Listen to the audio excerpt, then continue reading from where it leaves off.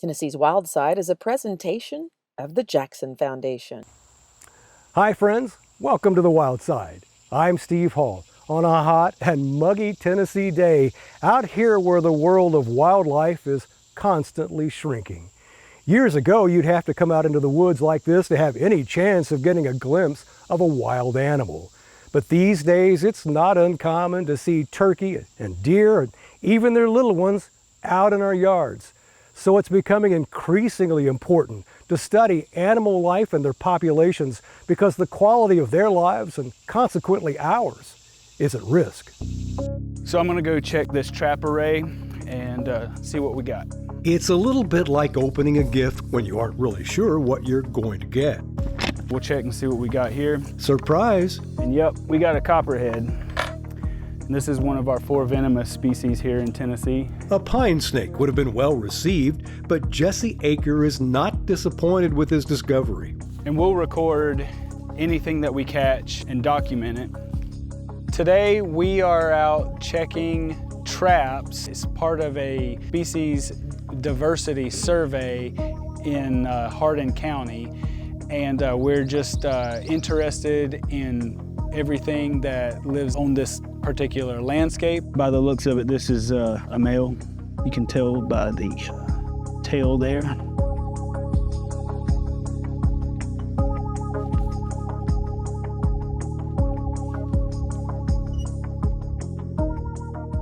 We got a little slimy salamander here. This is one of the most common salamander species we have throughout this region.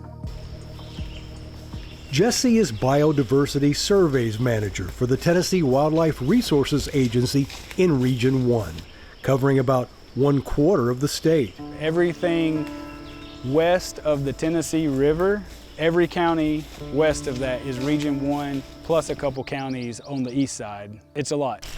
There's no possible way to cover it in its entirety with only 2 people, and not only land coverage, but species diversity coverage as well. We have every species that is not hunted under our surveys. So this is something that I've not seen before since I've been trapping here. And that water is running through the traps. We have another salamander right here. This is another slimy salamander. And we'll just get this guy out. Let's see him. And we are also going to track a pine snake, and that is the catalyst for this project. Is there was a pine snake found, which is one of our state threatened species, on this area, and we started putting out survey traps for that species, but we're also documenting everything that we find. But we do have a couple of pine snakes out here with transmitters in them, so we will also go find and see where they're located. Before bringing out the transmitter technology, there are more traps to check. Nothing in this one. A total of 26 spread across 6 locations, all separated by rough, rutted, and often muddy logging roads. We've gotten stuck a few times. We've driven through the mud and dirt and through the trees. It's not easy surveying for wild animals in the wild. The county seat in Hardin County is Savannah, appropriately named since savannas are the perfect habitat for pine snakes. Then it shouldn't come as a shock that pine snakes are surrounded by pine trees. This land is privately owned, and it is primarily managed for timber harvest. And as you can see, it's dense loblolly pines, and that's primarily for the paper industry where they harvest and take them to the paper mills. But this landowner is also interested in conservation and has worked to incorporate habitat that is beneficial to the pine snake, which is a state threatened species. And interesting, we are in the northernmost range of where loblolly pine naturally occurs. Snakes and many other varieties of wildlife end up in these traps, basically just by following their own instincts. These traps are set and they're positioned so that they capture animals that are just naturally moving along the landscape. It's just silt fencing that we put in the ground, and the animals move and basically run into these fences and move along until they come to these traps which have a funnel in them, and then they go into the traps just naturally. Oh look, we have a narrow-mouthed toad here. Narrow-mouthed toad, eastern narrow-mouthed toad. They're just interesting little toads that not a lot of people pay attention to. Each captured creature is documented. You can tell he's got a narrow mouth. And released. Oh wow, we got a lot of rain. The rains have helped make today's trappings unusually diverse. It's so wet we caught a crawfish in this one. This is not something I usually catch in traps. Unusual. Yep. Another unique creature captured seems a little out of place during the heat of summer. Oh, we got a marbled salamander in here. This is one of our embistemated species. You see this genus out more in like the winter.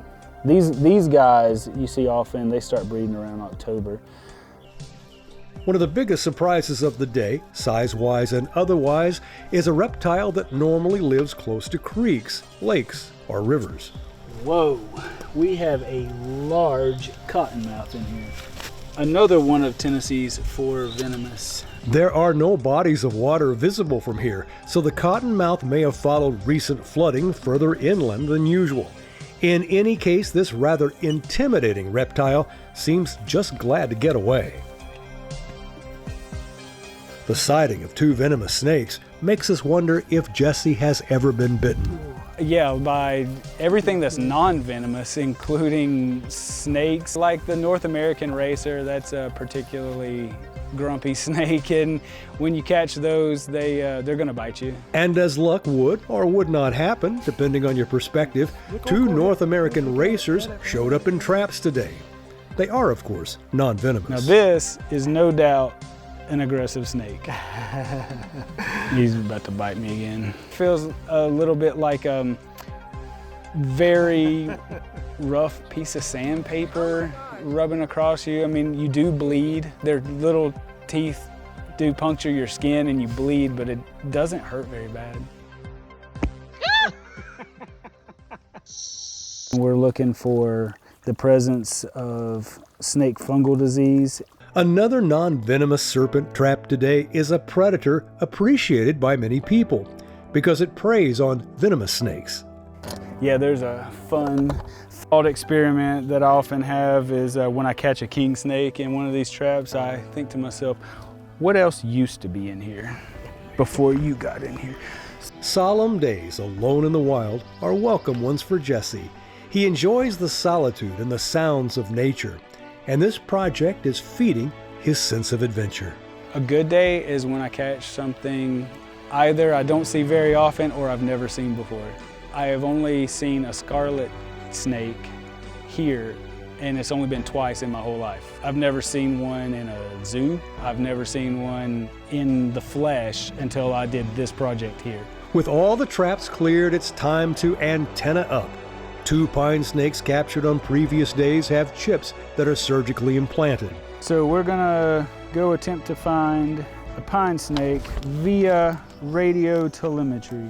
A successful study requires keeping track of them. That's the whole purpose of this survey, is to see what they are preferring to inhabit, and with hopes of identifying what they prefer so that we can incorporate habitat management practices to cater to those species.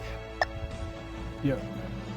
He's in that debris pile. Beeps from the tracking device leads to a pile of branches and leaves, an ideal hiding place for pine snakes.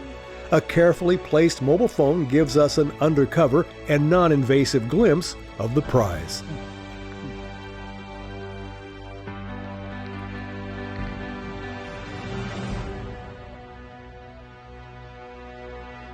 And it's probably clear to you by now that Jesse Aker has a real affection for snakes. I've caught snakes since I was old enough to be able to catch them. So I guess since I was probably 4 or 5 years old, I was out catching snakes and just thought they were interesting animals. There's literally pictures of me when I was 5 years old with my parents holding snakes, large snakes, right. And I've been able to make a career out of that. Send that guy on its way.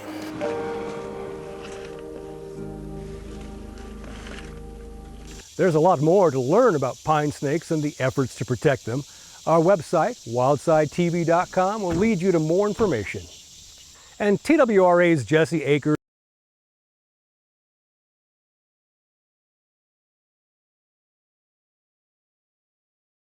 they're unfairly persecuted.